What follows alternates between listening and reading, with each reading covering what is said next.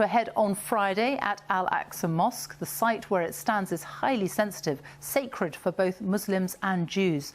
Israeli police used CS gas and stun grenades at the mosque, and Palestinian youths threw rocks at them. Here's our Middle East correspondent, Tom Bateman.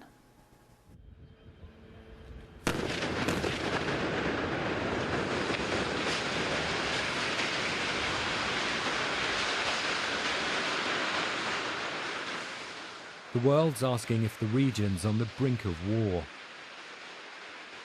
People who work to this feel it's already here.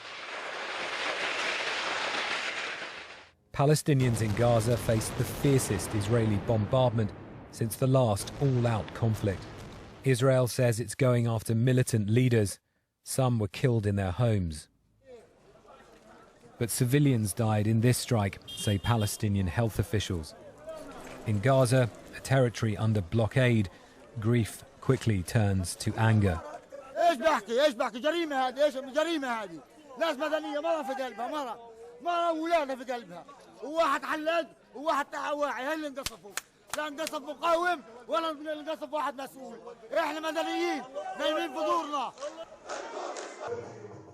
Dozens have died here since the violence erupted on Monday, and they're still counting their dead.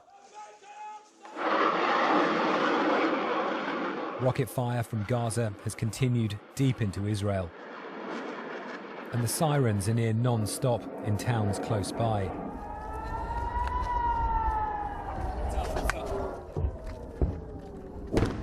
Okay, that's an interception. Let's get in. Jimmy. As we've heard, airstrikes pound the Gaza Strip just a couple of miles away. Throughout the course of this morning into the afternoon, more retaliation, more fire from Gaza. Under fire, Asher and his son Maor ran for safe room. But their neighbour, an 89-year-old woman, didn't make it.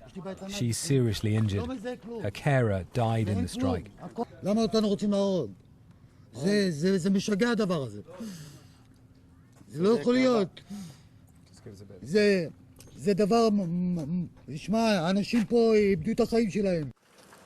There are growing international calls for restraint, but for now, it seems that no one here is listening.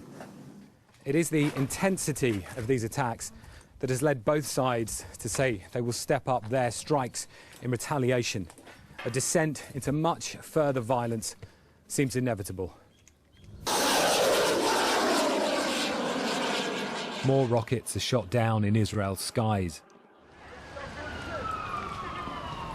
Tonight, in a mixed Jewish-Arab town, I saw how fear and chaos is spreading. Violence between Jews and Arabs inside Israel is spiralling. Here, Jewish extremists attack an ambulance and then check a car to see if Arabs or Jews are inside.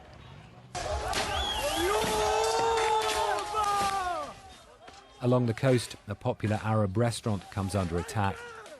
In another mixed town, a Jewish man is beaten by Arab Israelis. A synagogue has also been torched. Israel's leader calls it anarchy.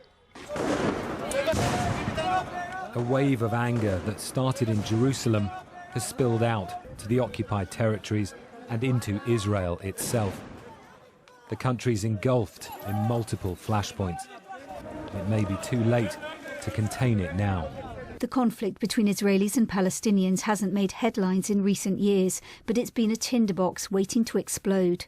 The spark, Jerusalem, a city of sacred sites and simmering tensions, the heart of the conflict. And now, with depressing familiarity, it's ignited violence once again. So what's behind the latest escalation? Palestinian anger has been mounting for weeks. There have been clashes over a threat to evict dozens of families from their homes in Israeli-occupied East Jerusalem in favour of Jewish settlers.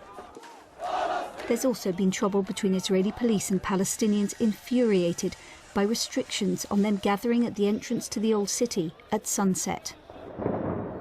And then, on the last weekend of Ramadan, came clashes at Al-Aqsa Mosque, where Israeli security forces said Palestinians had been throwing stones. On Monday, Israel accused worshippers of preparing to attack a planned march by Israeli hardliners, and troops stormed into the holy compound. Hamas, which rules the Gaza Strip, is now portraying itself as the protector of Jerusalem, the defender of Muslim worshippers. It's called its barrages of rocket fire Operation Sword of Jerusalem. So why does Jerusalem matter so much? It's revived memories of the war in Gaza in 2014, which left more than 2,000 Palestinians and dozens of Israelis dead. That's the last time there was an explosion of violence on this scale. So what's been the international response? One of growing alarm. The UN Secretary-General said peace talks were the only way forward and must be revived. Boris Johnson and the Americans urged Israelis and Palestinians to step back from the brink.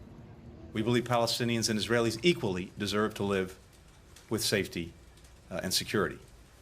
And we'll continue to engage with Israelis, Palestinians, and other regional partners to urge de-escalation and to bring calm. But for now, neither side show the slightest sign of backing down, and as so often, it's civilians on both sides pay.